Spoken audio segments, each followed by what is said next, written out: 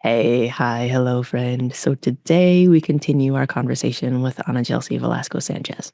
We talk about how the relationships we have are the ones that we need, like chosen family and building community, and that sometimes the best experiences are a moment in time. We also have a Patreon exclusive chat that we have, so if you want to hear a bit more about what we and AnaYelsi talked about, go subscribe to the Patreon. So without further ado, here's part 2. Welcome to Season 7 of the Queer Consciousness Podcast. I'm Kit Sargent, and my pronouns are they, them. And I'm Jess Grace Garcia, and my pronouns are they, them. We're just humans wanting to share the lived experience of other humans. This season, we're talking about all things sex. We want to have deep, heart-led conversations as we unpack what sex means to us and why it's so important to talk about it. This is a season of unlearning, relearning, and sharing about a topic that is still considered taboo.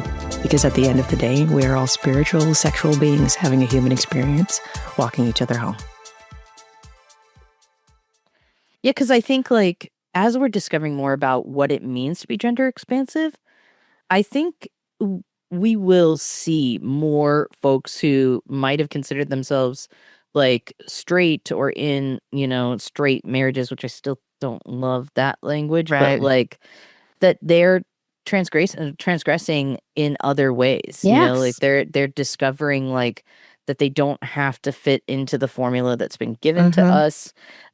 Especially I think for me, one of the things that I'm hearing from you that feels similar is the reclaiming of culture. Yeah. There are aspects of what I was raised in that was very Mexican, and then there are aspects of it that I was pulled away from because of gang violence and gang culture in some of my family, and my dad wanting to protect us as kids. And so then all of a sudden being really only exposed to what certain parts of white culture. And so it was okay, what can I claim back, And had I been raised the way some of my friends who were very much raised by badass Latina women who knew who they were and who ran their families, then I wouldn't feel so weird about who I naturally am. There are parts of me at times that I feel very much yes, I use they them pronouns, yes, I am non-binary, yes, I am masculining, but the part of me that goes, I am woman, inside that says I there is a part of me that is you don't get to take away that history that I experienced as a woman in business, in filmmaking, in music production, as someone who was perceived as woman and brown in those spaces. I experienced what it feels like. Right. I know what it was, and so I don't know. There are moments that I just think about how important and how thankful I am for those experiences and understanding. But there's definitely moments that I wish I had seen more of that, strong-willed, matriarchs in Latina culture that I now know is very common. Yeah. That the men, they just kind of did what they were told, or they also, the other common thing that I've heard and seen from friends is they might have been in charge of some of the more public facing things. And yet at the same time, the women were the ones who were earning. Yep. They were earning more of the income. They were running the house and running the family and running the restaurant, running the whatever, multiple businesses. That was true for, my grandma, had I been able to stick around a little bit more and she was less quiet. My grandma's super, super, super quiet. Little Latina woman, literally, I think she's 4'11". She's so, I'm 5'2". She's so tiny. And she, but when I look back at her story, oh, she did run everything. That was just the expectation. And that is not what I saw from the white culture lens. Yeah. So, but I think when we can let go of things and we can embrace cultural norms, we can embrace our own personal way of being in the world. It's so much healthier. Again, looking at my relationship, my husband does most of the cooking and cleaning. I pay all the bills and make sure that everything's in order. And that would like that seems like such a small transgressive thing, but it is for some people like a huge deal 100%. to do that way. But then I'll look like one of the things that we jokingly fight about, not really fight, but is like, because I have had such a narrative built into my mind for so many years from other people, from other men, that I was scary and I was intimidating. I've had male bosses cry because I'm like trying to hold them accountable to things. And I'm like, I'm not emotional? What? Like, I'm not a monster. I don't know what's going on. But I started to adopt that narrative and I was like, oh, I am scary and intimidating. I am a harsh woman. And I sort of tried to reclaim it, but not really. And then I get my husband, he's like, oh, you're adorable when you're angry. And I was like, how dare you? And I tell him, I'm like, that's both healing and infuriating. But like, I have this, what I think people who would describe Matt as like soft and kind and you know, just even keel tempered, like very kind man. And you would think that would be somebody that I would definitely scare if I was so scary. And it's the one man I've encountered that's like, you're adorable. The little nose boop. Yes. Yeah. He'll do a little pat on my head and be like, oh, that's cute. Like, I'll kill you. You took this a step too far. Yeah. But it is so healing because I'm like, okay, no, I don't. I used to say I needed a really tough man or I would run roughshod over him. It's like, I need somebody who I can't push around. And then I get this kind, gentle soul, and it's been nothing but healing. Because you don't want to push him around. No, I don't. And I want to be soft with him because he allows me that space. Yep. Yes. That's exactly right. My sister is in a relationship like that. Like, she is so loud and so brash. I don't know what her Enneagram is, but I wouldn't be surprised if it's an 8. She just has very strong opinions and knows how she feels about things. And her husband is kind of like anti-emotional, like definitely less emotion forward. And there's plenty of neurodivergence on both sides, right? So like that's probably a factor too in terms of what is being seen. But like she used to be like, am I just too much? Like, because like I feel like our balance is like this, right? And I was like, no, he brings you back down. Like he helps to get. I've watched him do it. Yeah. You know, I've watched him just sit there and listen to you as you just have to spout off all of your frustrations, and then he just goes, okay, yep, what can I do right now, you know, and keeps a calm voice. And now at times that can be infuriating, you know, like no joke, if you're in a real argument and someone else is giving you like nothing and you're just like, give me something, like, please, I need someone to bounce off this energy with, like, it can be infuriating, but it might be exactly what's needed. Yes. Necessary in that moment, you know? But those are the times where she just calls me, you know? Like, you know, am I crazy? Yes, I think we've agreed that you're just a little crazy, but tell me the thing. No, I understand why you felt that way. You know, kind of thing. But yeah, no, I think that's so beautiful. I love that you found your person. Yeah, I'm really lucky.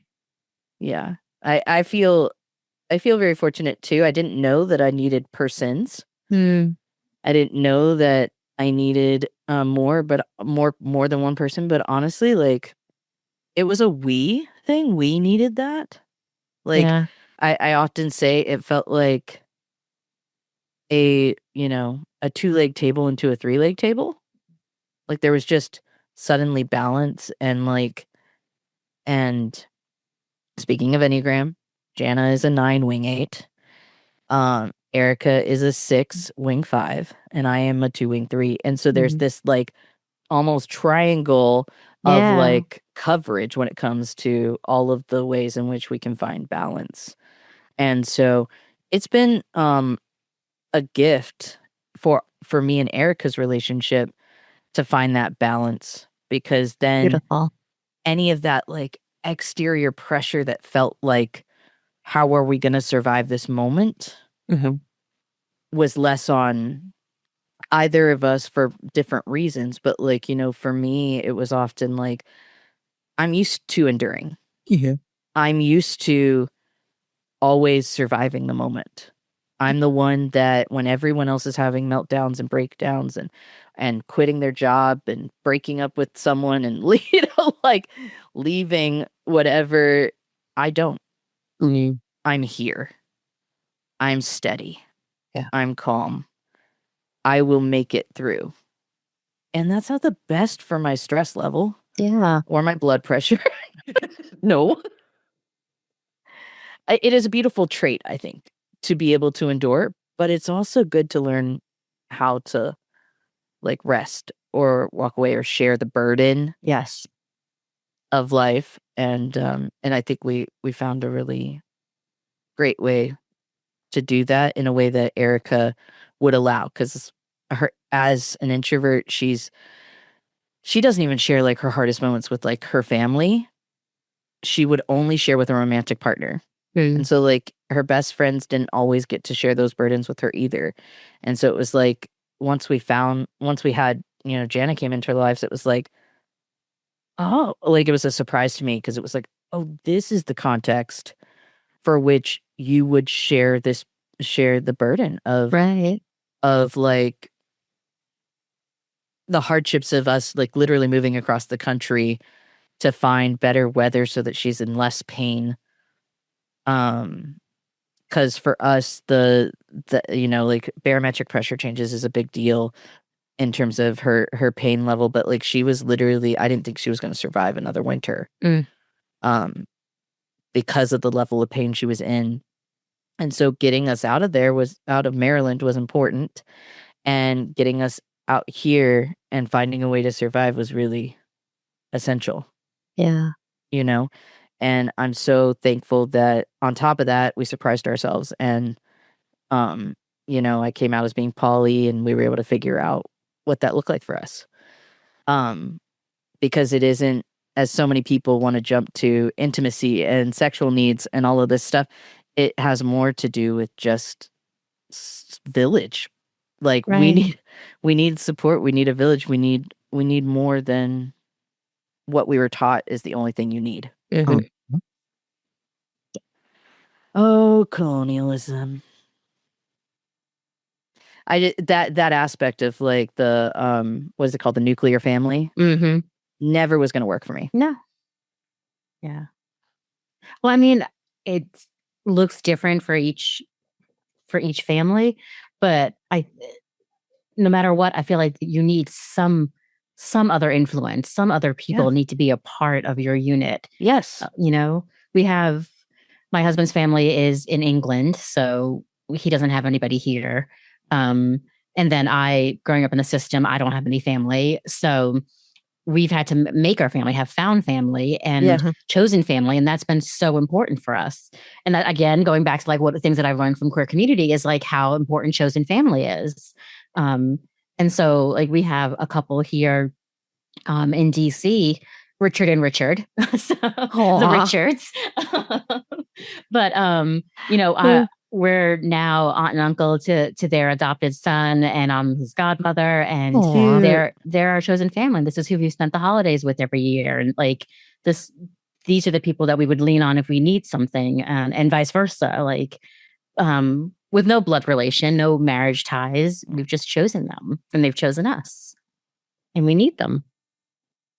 Yeah, I attribute that to, surprisingly, my mom was adopted, and so I think like some of that, came through that way. But I also think just like the way I learned about community in evangelical space, and like how we had to create family in those spaces, even though it was coming from a toxic lens in order to like keep us sheltered and whatnot, I was able to take that and kind of reclaim it in queer community and see like how it's done in a healthy way. Yeah. And I agree, like being able to choose your people is kind of great. It's really great. Yeah. And sometimes we outgrow each other, but it's nice to be able to leave room for that instead of it just being like, well, you're blood, so I've got to put up with it. Endure no matter what happens. Right. It's a hard thing to like sometimes I think like the harder situations that people say I would hate to have ever gone through that end up being opportunities for us. Mhm. Yeah. To get a better experience of life because we got to choose, what direction we were going to go in. Yeah. As opposed to being just told. Yeah. Hey, friend. I just wanted to take a few minutes to do a quick breakdown of what we're offering in the Patreon. So here it is. We have 3 tiers. Our first tier is the $5 community support tier. This tier helps us pay for things like the podcast feed and the Zoom membership so that we can record. You also get access to my episode blog for every guest where I share my thoughts on our conversation that I didn't get to say in the episode. Once we have 10 patrons at this level, we'll start doing a monthly community hang on Zoom with me and Jess. You also get to watch the video as well as hear the Patreon exclusive chat that we save for after the episode. We'll also shout you out in the episode intro for joining. Our second tier is the $10 producer tier. This is the salary tier. When you sign up for this tier, everything goes straight to Jess to compensate them for the work that they do on the pod. At the end of the episode, you'll also get a special shout out as producer, as well as everything in the $5 tier. And our third tier is the $25 patron tier. How it breaks down is this: $5 for podcasting expenses, $10 for Jess's salary, and the other $10 will go into a community aid fund. That fund will be used for community support of the Patreon community, organizations and nonprofits that support the queer community, or other endeavors that are voted on by the members of the Patreon. We also have all the videos from season 6 in the Patreon, and I did a blog post for all of those episodes as well, so you can go and read those, as well as all the blogs from season 7. We have a bunch more ideas that we'll be posting as we start doing more push goals. So go check it out. And thanks for supporting us. Now, back to the conversation. Question. Yes. When you first experienced sex, in terms of a really good healthy sex, what was that like for you? Did you look back and go oh, oh, this is what healthy sex is? Yeah. What was your experience with that? And was it with your husband or was it with a one-night stand? What was it like? It was a one-night stand. Wow. Okay. Yeah. It was ridiculously fairy tale-ish, in the best way that I think was very healing for me. Because I had all of that evangelical baggage. My 20s were a lot of, like I said, doing the loophole, I can do this, but not this type of stuff with people that weren't in my life for very long and I wasn't in love with necessarily. And then I get to my 30s and I ended up going and spending a month at Standing Rock, the Dakota Access Pipeline protest in North Dakota. So I was there for a month and I had my 32nd birthday there. And I met somebody who was there at the same for the entire month with me. So I guess it wasn't a one night stand, but for that month we were we just knew each other at the camp, and just built a really nice friendship relationship with this person. And then I think it was less about him and more about me being I'm just going to make a choice for myself finally. And I was like, you know what? I'm ready. I want to have sex. I'm 32 years old. I'm tired of this wait for marriage thing. I don't even believe in that anymore. Why am I holding to it? And I have this very nice man in front of me who's been lovely to me this entire month. And so I asked, I was leaving before he was, and I said, do you want to spend my last night with me in the city instead of at the camp? And he said yes. And so he got us a hotel room. I remember he took me, I didn't have any nice clothes because I'd been gross and disgusting for a month and hadn't showered for a month. And Standing it's just Rock. Not the priority when you're on the picket line exactly. like that. Not really. Yeah. After camping out and smelling like camp for a month. And so he took me to the mall and I went and got an outfit. And we went to dinner and went back to the hotel. And I had sex for the first time, as the fullness of sex, if you want to say that. Totally. Yes. And so, and it was this great experience of him being asking for consent verbally and checking in if I'm okay and stuff. And I was I couldn't think of a better example of somebody showing me of what it should look like. Mm-hmm. Yeah. We haven't spoken since. That was 2016. I never need to see him again another day in my life. And it was perfect. Yeah. And I think that that was such a gift and a blessing for me after having waited for so long. Totally. That I actually got to have a little bit of a Cinderella moment and really enjoy myself. And I think that helped prepare me for the next year with my husband. like, Aw. and Totally. actually getting to be with my husband. And so it's funny Well, and because some of that anxiety, I know, it's like, gone. it's gone, right? Like that. Yeah. Yeah. Well, it's funny because I said I got back from Standing Rock and I was like, you know what I'm going to have? I was like, I'm going to have a thought summer, is what I said. Hell yeah. THOC. I was like, I'm going to have a thought summer and I'm just going to do whatever I want, whoever I want. It's just going to be a good time. And I managed to get like a month into that. And then my husband asked me out and that was the end of it. So we joke. I was like, you ruined my thought summer. It's all your fault.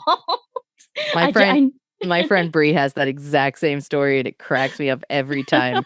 Like she was so excited to finally be like in her slut era. Yes. And he ruined it. Yep.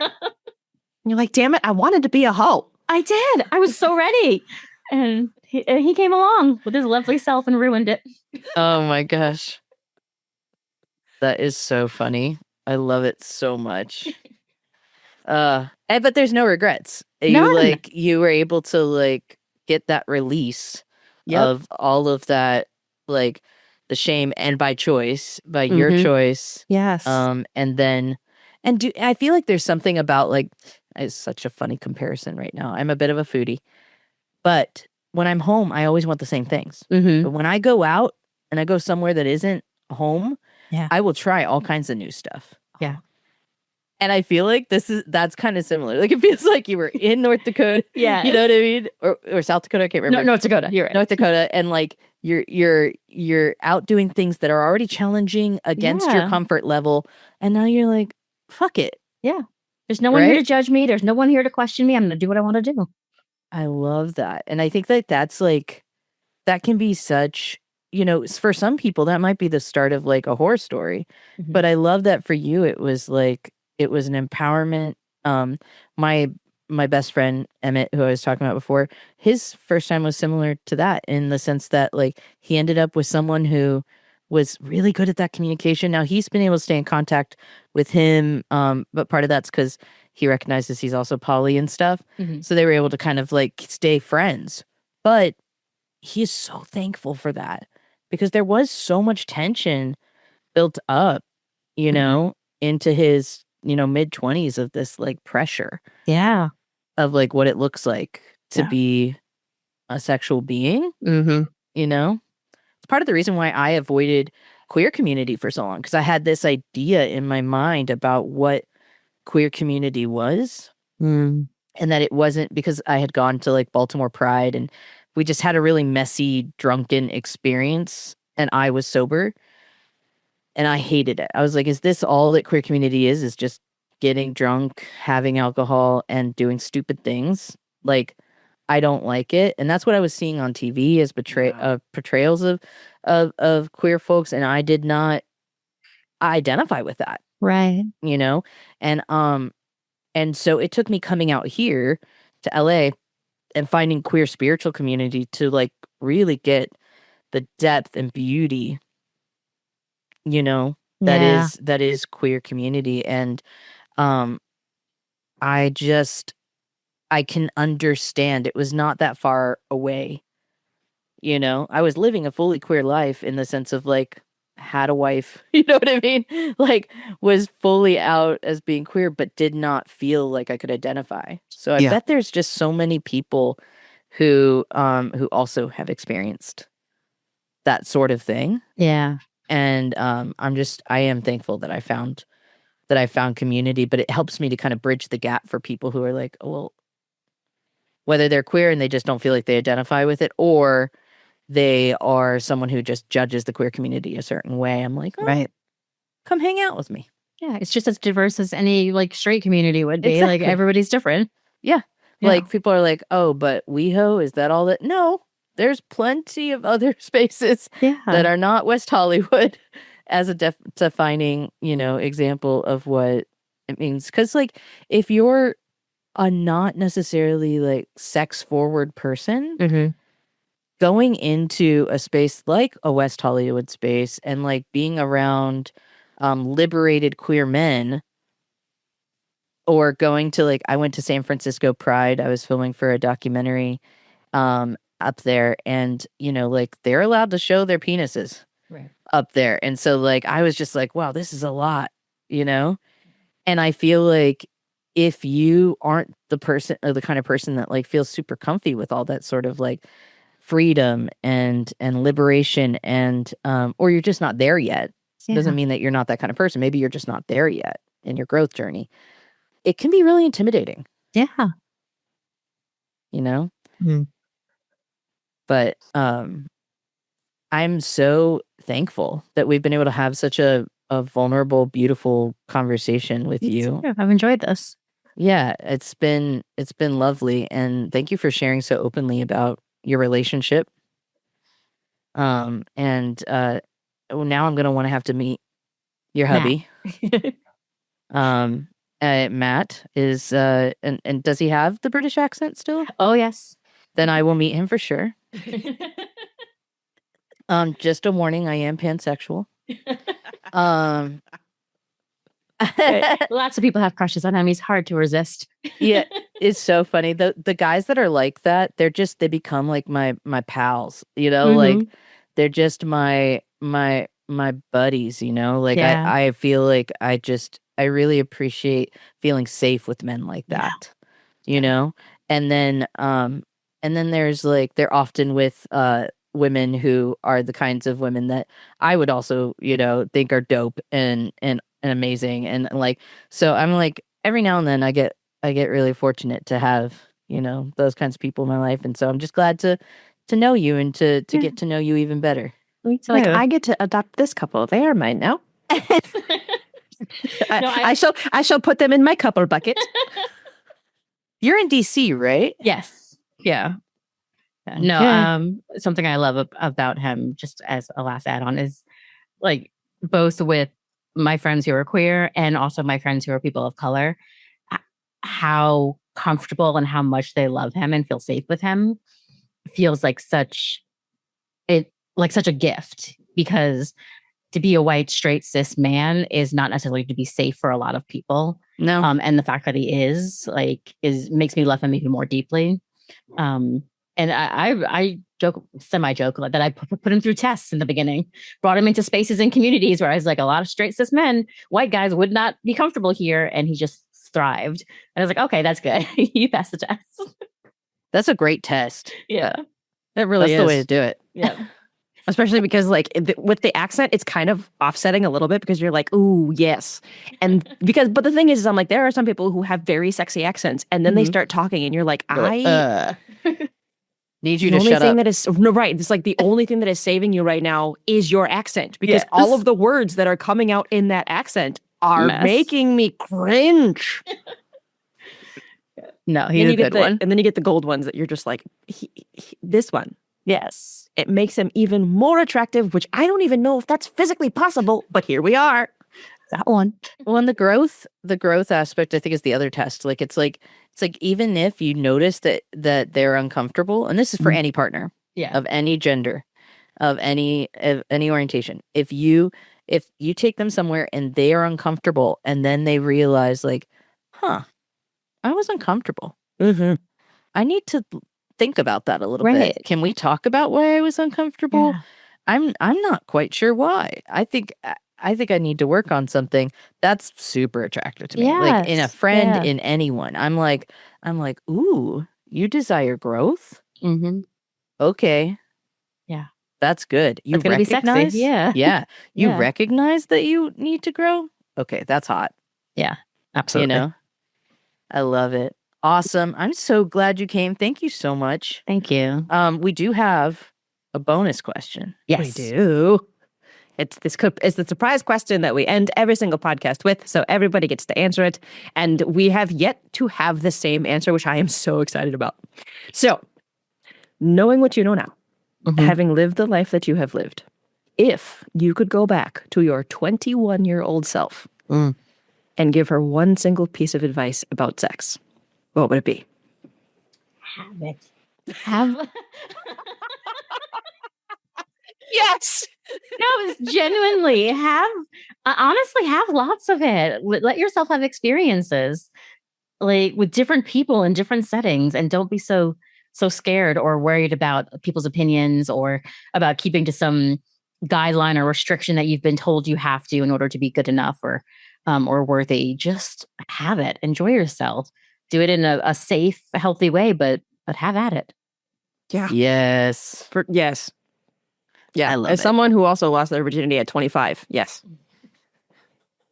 Yeah. Accurate.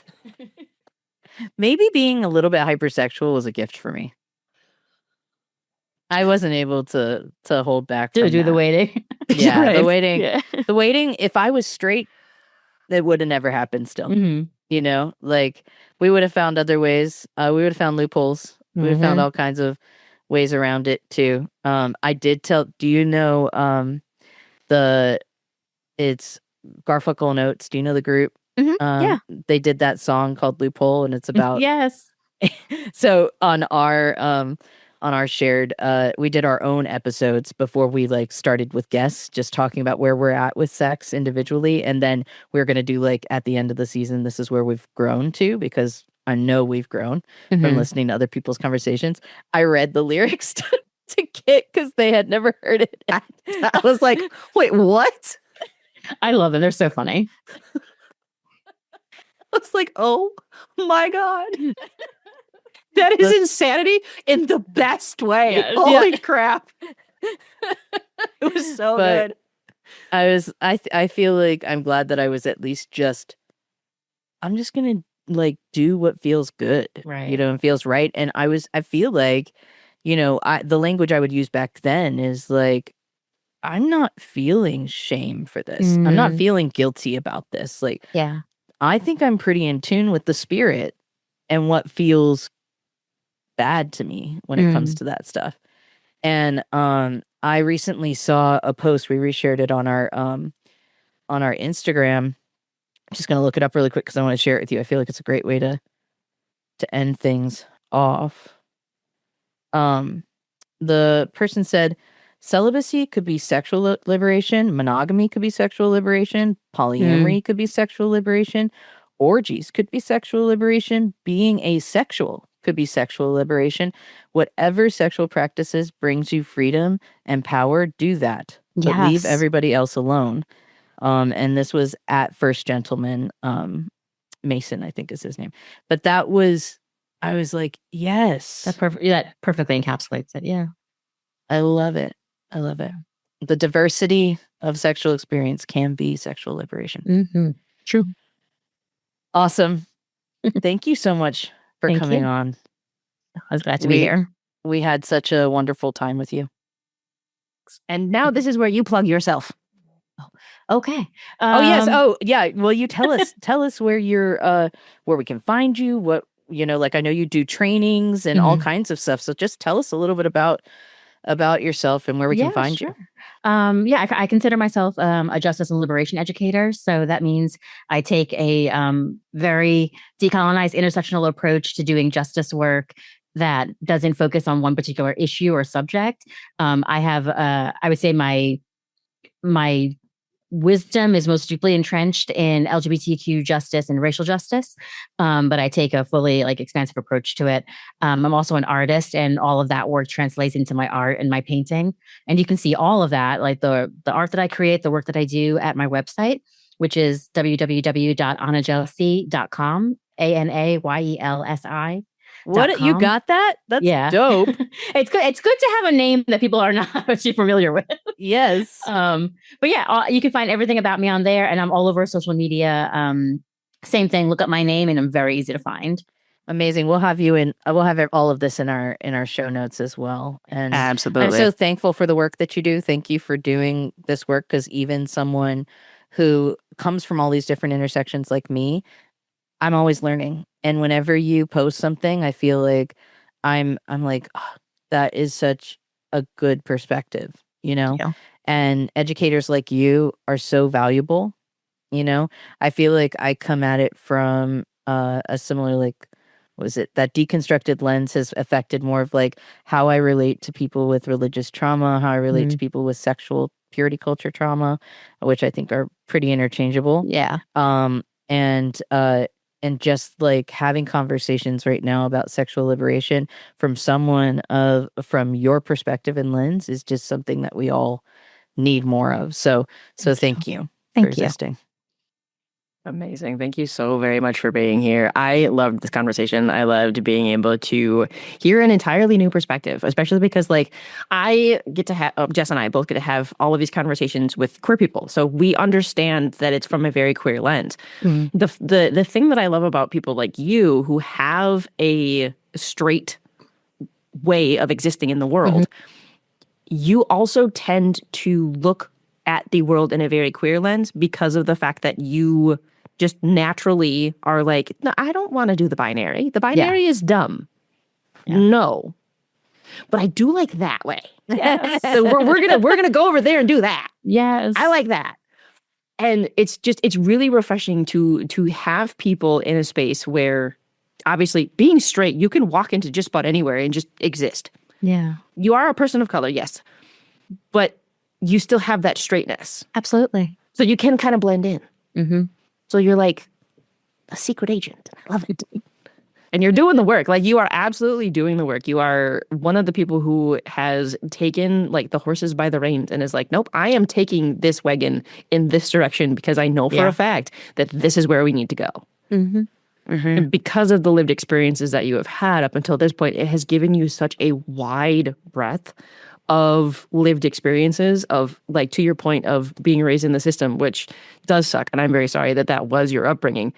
And it has given you such a skill to be able to use that organization to take that forward. Yeah. And some people would call that a curse because they're like, I never was able to find stability.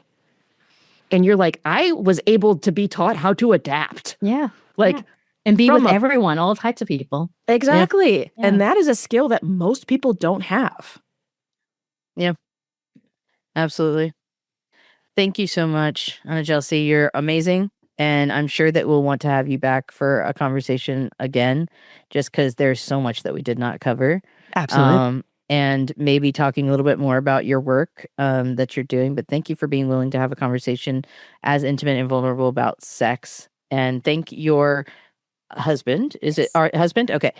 Thank your husband, Matt, for us that he is willing to share you for this time, and also be willing to be vulnerable about his experience a little bit as well for us, the benefit of us. And we're thankful. Amazing. Until next time.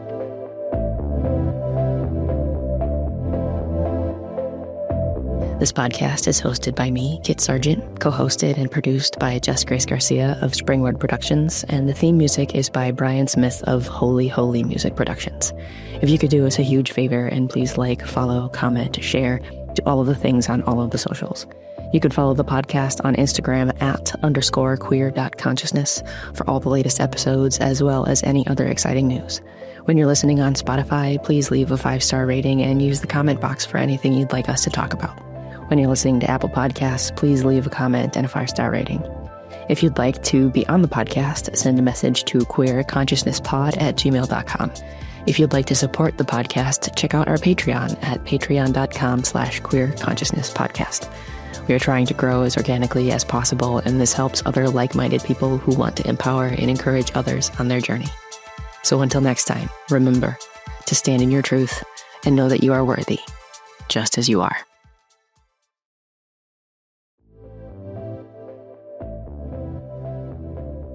Hey friend, just wanted to take a quick second to remind you that if you or someone you know is struggling and don't know where to turn, the trained volunteers at the LGBT National Hotline are here to help. Because sometimes the strongest thing to do is to ask for help. The National Hotline phone number is 888-843-4564. And if you want to check out the other things that they have available for them to help you with, you can check out the lgbthotline.org in order to be able to see all of the services that they offer in order to help our community.